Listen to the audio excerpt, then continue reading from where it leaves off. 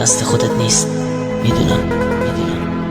تنظیم الیاس شیرزاد با صدای میلاد بیک و علی اصحابی.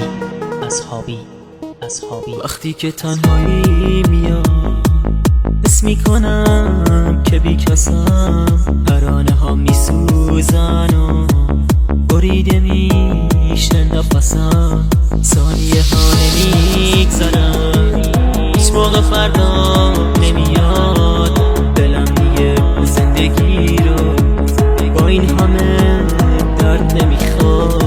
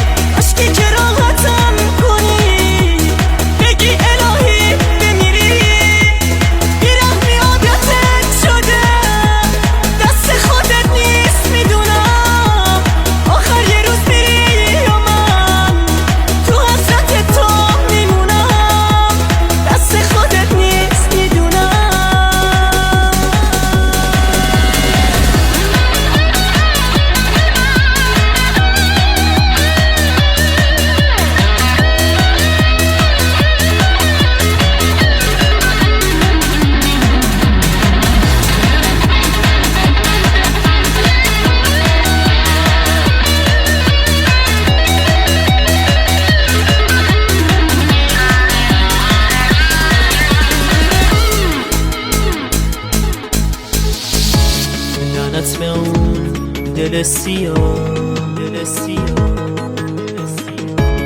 نفرین به این وقت بدم، سیاه شده روز و شبم، اسیر و در به در شدم.